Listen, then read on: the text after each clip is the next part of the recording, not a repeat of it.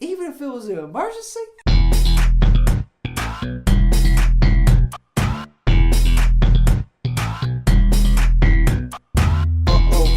Here we go. Here we go. Here we go. Here we go.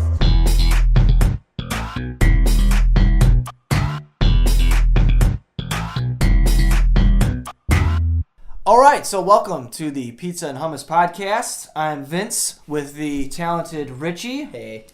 So one thing that we do with that maybe the viewers don't know is we literally just text each other and just say one-word topics. Hey, Vince, we gotta think of topics for the next thing, and it's not like you're just gonna be like some random word pizza and be like, no. It's always gonna be yes.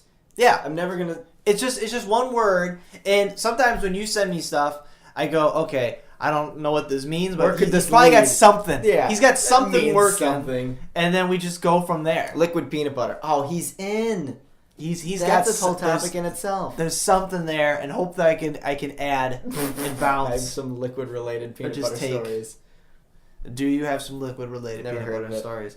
You know what? The organic peanut butter's got a little bit of that. Well, you liquid gotta stuff, and stir it it's first delicious. and then refrigerate it, and then the oil's gone at the time. Yeah, I think it tastes good. I don't know. Me too. So with those topics Yeah. that we just kind of throw together, one that we had was called "You Sent It to Me." Yeah. It was school etiquette. Yeah. So this is I one of sent those where I was like, I want you to kind of explain. I if you sent wanna, it to how wanna you go. after an excruciatingly annoying day in class. Okay. Right now I'm working on my master's, and you'd think, oh, that's not an issue after you've been in school for Billions of years. 20 years? 20 years of my life? Maybe not. No, I don't know 16. how to math. Whatever. It'll 16. be 20. 20 is if you. Oh yeah, 12. Maybe 6, 17 if you 12, include kindergarten. 16, Are you including preschool and stuff? I'm including being in the hospital when I was born. Because every day is a lesson. You know, I learn more from these kids than they learn from me. I keep getting older, they stay the same age. Anyway, so Doesn't that mean you're just a crappy teacher? right. Oh, my one of my professors said that. She goes, I'm going to learn as much from you guys as you would from me. And that was my thought. I go, hey, can we maybe change this ratio so I learn just a little bit more from you? Maybe since you're here for free. Oh wait, never mind. You're getting paid to be here, And I gotta pay and I'm you. in debt. Maybe could I learn just one more thing than you could? You pile of crap. Anyway, I digress. Probably not. So class etiquette. Just general, like when people, do you ever see people who raise their hand? Every other person who raises their hand, the teacher points at them, gives them the nod that says the universal, go ahead and tell me what you have to say or ask your question. And the person who rose their hand goes, I have a question. And then they start to talk.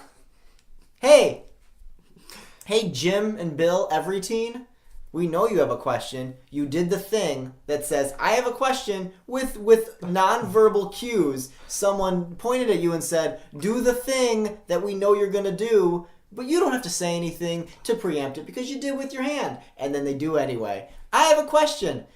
And then the teacher shoots himself in the head, and then he asks his question. I always find it interesting that those are the same people that are way too old to be in that class in the first place. Yeah, it's always- So I was like, excuse me, when I was that age, this is how the Civil War went. The Tyrannosaurus Rex had much longer arms. He had much longer arms. I have a heart condition, so do I have to take this test? I had this one woman, the whole thing was like, in order to prevent cheating, the math professor would delete and clear out your calculator. Right. So that way there's no cheating, right? Mm-hmm. Well, this one woman's like, well, I have this program on there that helps me with math. And she's like, that's nice, but I'm going to have to clear everything because I don't want to show you're cheating. And she's like, I'm not giving you my calculator. Naturally. Because she's an older woman and she's not used to just... See, ever since we're children, and even in college, we're used to just getting shit on by teachers, professors, mentors, because we are learning right now. We're just taking that shit. Yeah. So it's always our fault because we're learning. We're in that learning that's kind process. of something that's very true. That's like That's us. Yeah. We're just going through our life with our hands out and saying, what do you want to take from me now? It's fine. I'm used to it. Yeah, we're just used to just getting dumped on Yeah. and being told, like, you have to do jumping jacks before you do this class. Okay, and we just do it. Or there's the kids like, I ain't fucking doing that. And then they're no longer going to school and are sad. It's a pretty simple formula. It's very simple. So Yeah. it's like, all right, so I'm just going to listen. I'm going to pay my dues. Yeah. And then I'll get to that age. Yeah. And then I'll tell people, hey, you got to do jumping jacks before you do this. Right. And I go, okay. And if they say, okay, I'm not doing that, then you fire them. And that's it. Like, that's how the world Perfect circle. works. Where, you're getting crap. You start at the bottom, but then you're It's up like a here. human centipede. You get to the front eventually. I don't know about that. With class etiquette. Back to class. Yeah, with the class etiquette. The problem is that if you have an adult Yeah. who graduates school or doesn't graduate school, goes and works and gets used to like, hey, I'm an adult now. I make my own decisions, I make my own rules. I tell people what they got to do. They don't tell me what they got to do. Supersize it. Then they go, I'm going to go back to school, and they're not used to just getting crapped on again. And she gave us so much sass, and the professor was like, well, then you're not going to use your calculator at all for the test. Right. Like, you can use it or you don't. Yeah. Like, it's policy. It's like, it's written in the thing that you got to sign. I don't know what it is, but Yeah. the syllabi, Yeah. where it says, we're going to clear out your calculator because we don't want any form of cheating. We want to keep this equal. Yeah. So I think she just ended up getting a new calculator or whatever. But it was just such an interesting thing. I was like, why are you talking to her that way? Like you always think like, oh, the adults are the ones that are supposed to be respectful to one another. Like that's what we're gaining to. Yeah. But really, it's just they just don't remember that as kids, you just got to do whatever they say because you got to get a decent grade so that way you can go do what you actually want to do. Do you forget that this is a whole game? Like It's there's a whole a game. game to this. Now, I actually read this thing online. Yeah. This guy posted it, and I don't remember who. And they pretty much said, he goes, every night my daughter gets 1 to 2 hours of homework. Mm-hmm. If my boss gave me that much, I would tell him to shove it up his ass. Yeah. This is a direct quote. Yeah. And I was sitting there and I was like, that's true. Yeah. I mean, I work salary, so there's like, if I got to work over, past 5 to work on a project, or if a client needs something, I'm going to do it. Yeah. But for the most part, I'm not getting homework. I'm not getting, hey, work on this while you're not working. No. I worked all day. I did worked. that thing. I paid and I'm done. I showed up for 8 hours a day. Yeah. And then, what? It's such a stupid system. Why couldn't you just give the kid enough homework to do in class? Yeah. By the time he's working on it at night, after dinner, and he's exhausted, and his mom or his dad or whoever's trying to help him out, and they're exhausted, they're not learning anything. No. They're getting nothing out of it. I can't tell you how many times, and my mom actually just brought this up, where every parent has their own nightly routine, and she's watching her show, whatever it is, and I'd be like, hey, can you quiz me? It'd always be like, hey, can you quiz me? Or, hey, I'm having trouble with this.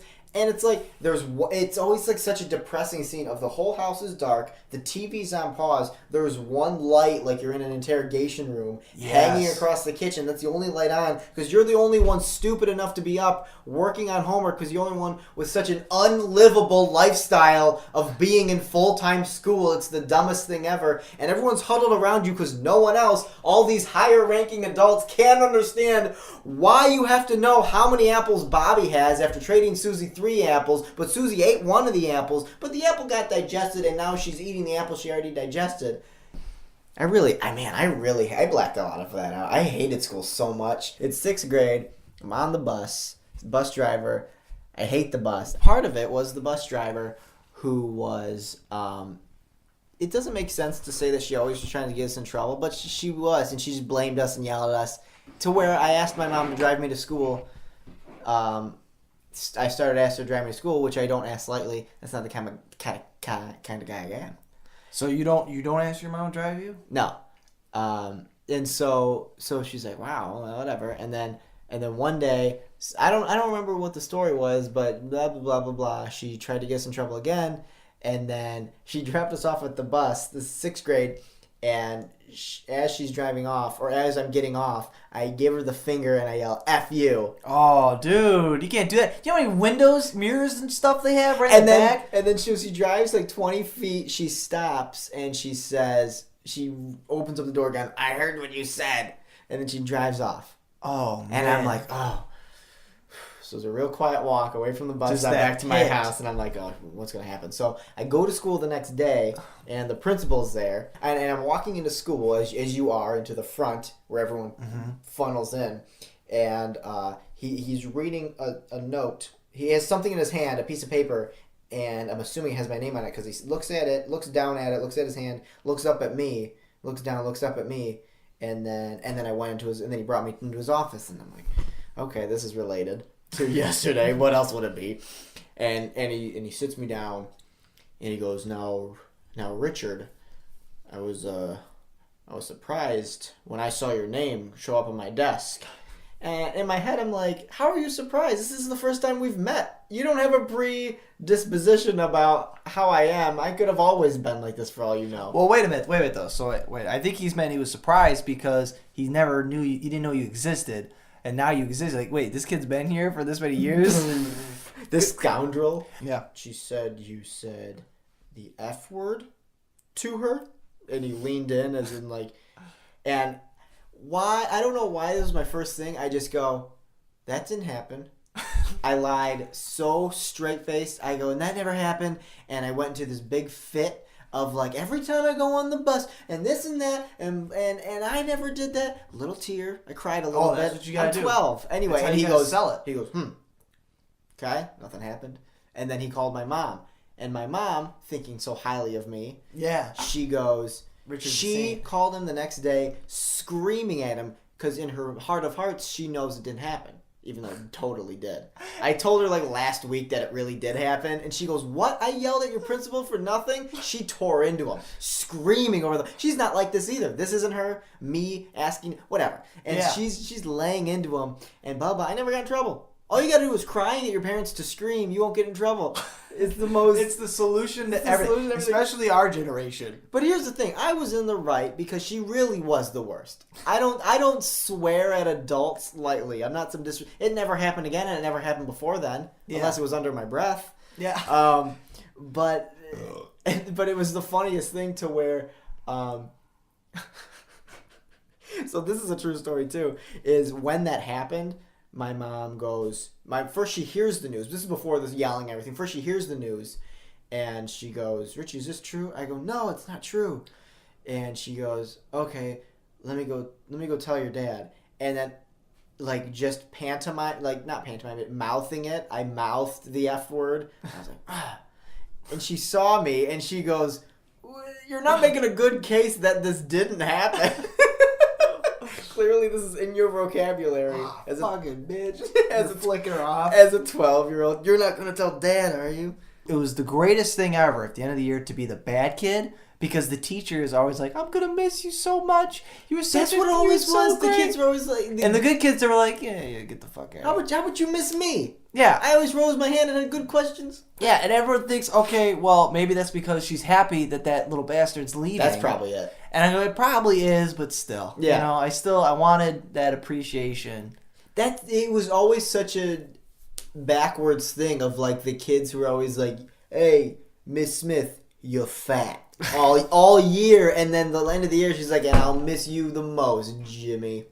You always insulted me in ways I didn't know I could get offended by, but I always was offended. I'm kind of a little bummed that you're no longer going to be a teacher because I've heard just on the internet, so I have no real resource, but there's this thing out there that teachers just talk shit about their students. In the teachers, like, in the lunchrooms and, like, all this. Like, I didn't know that was, like, a big deal. Yeah. But they just talk shit about their kids. Like, this fucking kid. Like, it's like, the kid's, like, 12. Of course he's an asshole. Yeah. Like, He doesn't have ego or empathy or anything in his head. He's just like, if it's not me, it's worthless. He just doesn't care. He doesn't have anything sucks. in his brain. But they want to talk shit. Yeah, you know, little Billy. Fuck little Billy. So, like, that whole year. So when she's like, I'm going to miss you the most. I'm thinking, like, that's because you talk so much shit about him. You're gonna have nothing to I say. have no more material. That's probably it. Miss Beasley is gonna be upping you. They've got the story. public school open mic night, and Miss Beasley was killing it 2 years running because she had you 2 years in a row because you got held back because you're so damn stupid. And now you graduate, and she's like, I don't have any more bits.